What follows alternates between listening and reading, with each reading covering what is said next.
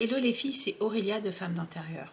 Je vous partage aujourd'hui une nouvelle vidéo dans ma série Wake Up Spirituel. Ce sont des vidéos, des messages prophétiques qui, je l'espère, vous pousseront à vous réajuster, à vous réveiller, mais surtout à faire ce que le Seigneur veut que vous fassiez, particulièrement en cette saison.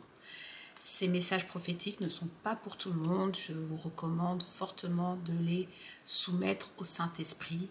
Et en règle générale, si c'est pour vous, ça va sonner comme une confirmation. Si c'est pour vous, en fait, vous allez vraiment le ressentir à l'intérieur de vous. Voilà. Le message du jour s'appelle « Ne retourne pas à ton vomi ». C'est quoi le vomi, pour commencer? Suivez bien, c'est un message très profond. Le vomi, déjà, c'est quelque chose de dégoûtant. C'est la première chose qui nous vient en tête, c'est que c'est dégoûtant. Ça sent mauvais. Ça a même un aspect très bizarre. Ok. Vomir, c'est rejeter une partie qui est dans notre estomac, une partie du contenu du coup qu'il y a dans notre estomac par la bouche, d'accord, compte tenu de ce que tu as mangé. Pourquoi vomit-on? C'est important de savoir ces choses-là, vous allez comprendre pourquoi. Tu vomis pour évacuer un aliment qui n'est pas bon pour toi. Il est avarié. Donc il est avarié, ça veut dire quoi? Ça veut dire qu'il est périmé ou il a été contaminé par une bactérie. D'accord? Donc ça, par exemple, c'est le cas de ce qu'on appelle le syndrome du riz cantonné, par exemple. Je ne sais pas pourquoi on appelle ça comme ça, mais c'est quand vous laissez, par exemple, le riz ou les pâtes, en fait, qui sont des féculents, trop longtemps à l'extérieur, à l'air libre.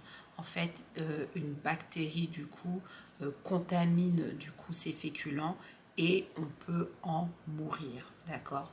Donc, tu vomis pour vraiment rejeter un aliment qui est avarié ou bien pour manifester la souffrance d'un virus, d'accord? Donc, quand tu vomis, en fait, c'est parce qu'il y avait à l'intérieur de toi quelque chose qui n'est pas qui était mauvais, pardon, d'accord? C'est que tu étais malade, d'accord? Quand tu vomis, c'est certainement pas pour reprendre ton vomi et l'avaler, n'est-ce pas? C'est stupide, c'est grotesque et c'est écœurant en fait. Ça ne traverse même pas l'esprit de faire ça. Si tu vomis alors et que tu remets en toi, dans ton organisme, ce que ton organisme lui-même avait éjecté pour ta santé, pour ton bien-être, pour ton bien, c'est qu'il y a un problème. Et là, ça te paraît évident. Tu me dis, bah non, personne ne ravale son vomi, c'est pas vrai. L'image est absurde. Et pourtant, le Seigneur t'a dépêtré d'une situation complexe, une situation toxique, d'accord, qui agissait comme un poison dans ta vie. Un poison, en fait, c'est une substance qui est capable de t'incommoder fortement. Par exemple, je ne sais pas, vomir tout le temps, aller aux toilettes, voilà. Ou bien ça peut aussi te tuer. Donc tu avais un poison à l'intérieur de toi, le Seigneur vraiment l'a fait ressortir. Maintenant, toi tu essaies de reprendre. C'était quoi ce poison? C'était un lieu où tu te nourrissais spirituellement, d'accord? Donc là, je vais donner quelques exemples. Ça peut être une église, ça peut être des ministères indépendants. Aujourd'hui, il y a plein de ministères indépendants. Ça peut être une organisation religieuse. Quand je dis organisation religieuse, il y a plein de communautés religieuses où les gens du coup peuvent servir et, ou se faire suivre ou se faire enseigner, d'accord, par un serviteur de Dieu. Ce serviteur de Dieu, ça peut être un prêtre, un pasteur, ça peut être même femme, hein, homme ou femme, je ne précise pas. Ça peut être des prophètes, ça peut être des apôtres, ça peut être des enseignants, ça peut être des docteurs, ça peut être même des influenceurs chrétiens, d'accord? J'englobe tout ça. Donc tu as vécu une situation compliquée, très complexe. Le Seigneur t'en a sorti, d'accord? C'était dur, c'était long, ton cas a été désespéré, tu en as souffert. Il t'a fait quitter une situation bien compliquée, mais on dirait que tu as la mémoire courte. Peu importe ce qui se passe, ne retourne pas à ton vomi. Ça va te rendre à nouveau malade, ok? La Bible nous dit dans Proverbe 26, 11, « Comme un chien qui retourne à ce qu'il a vomi, ainsi est un insensé qui revient à sa folie. Si tu retournes dans ce lieu, tu es comme un insensé qui retourne à sa folie. Tu es comme un chien qui retourne à ce qu'il a vomi. C'est la parole de Dieu qui le dit. On va maintenant dans 2 Pierre 2, 22. Facile à retenir. 2 Pierre 2, 22.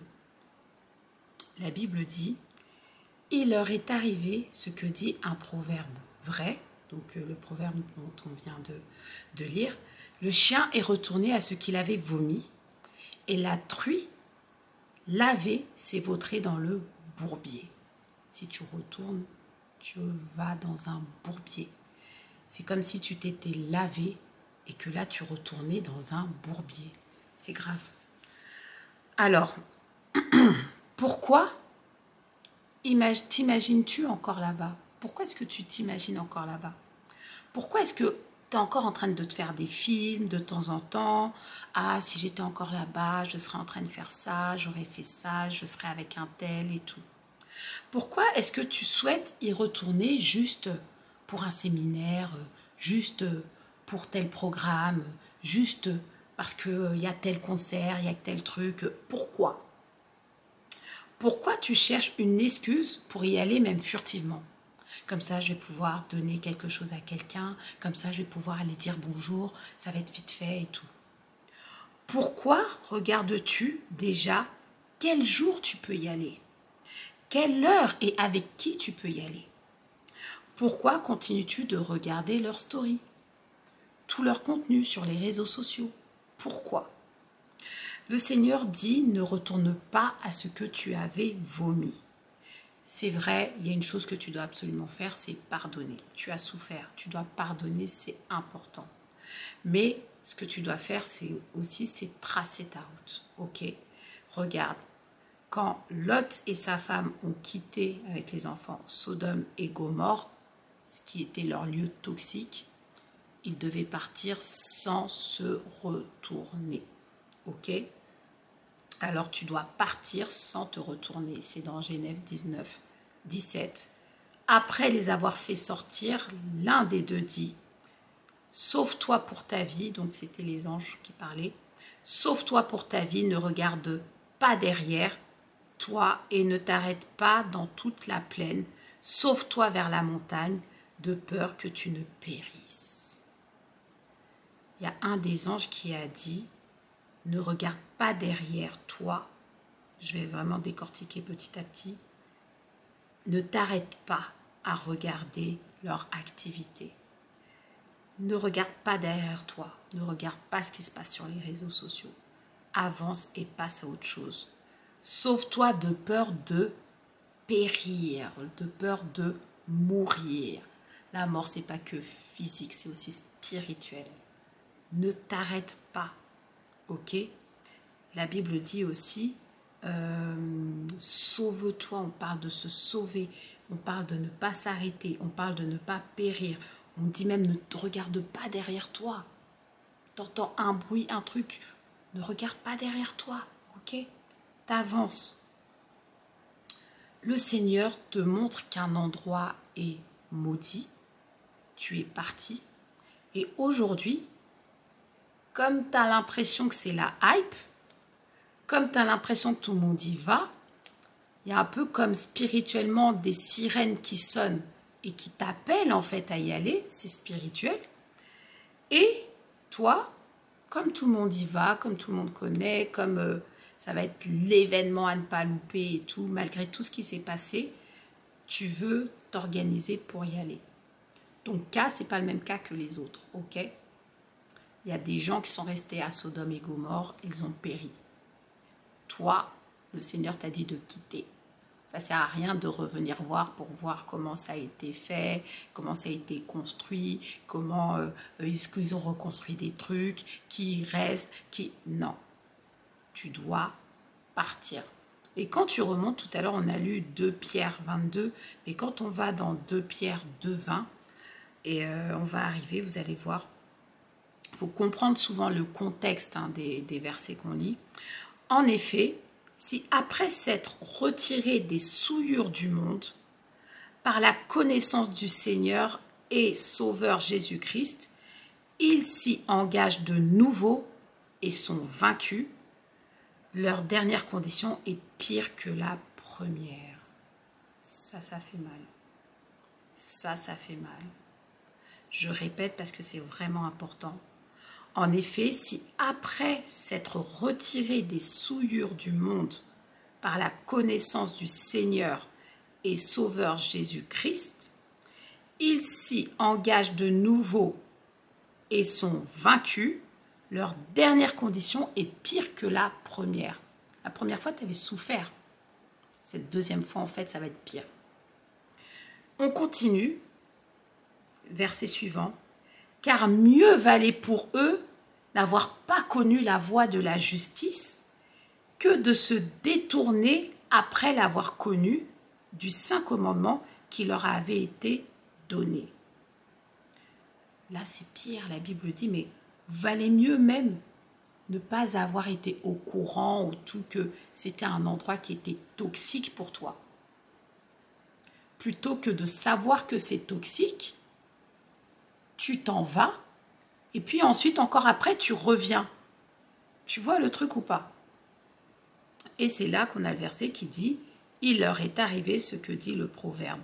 Vrai, un chien est retourné à ce qu'il avait vomi et la truie lavée s'est vautrée dans le bourbier. » Vraiment, les filles, concentrez-vous. D'accord? La parole de Dieu parle beaucoup des apparences. Ne vous fiez pas aux apparences. Concentrez-vous. Ok? Là, pour beaucoup, les personnes qui sont sorties de ça et qui sont tentées de repartir, vous vivez des situations là dans vos vies assez compliquées et vous êtes un peu attirés par les apparences, vous êtes un peu attirés par le m'as-tu vu. C'est pas facile hein, de le reconnaître. Hein. Personne ne se réveille en disant oui, moi j'aime beaucoup les apparences, voilà, je suis attiré par ça. Non. Tout le monde pense qu'il n'est pas attiré par les apparences. Mais ce qu'il faut comprendre, c'est que si vous repartez, il faut chercher qu'est-ce qui vous a attiré. D'accord? Qu'est-ce qui vous a attiré là-bas? Ok? Donc, voilà pour le message du jour. Ma prière est que tu sois là où Dieu t'attend.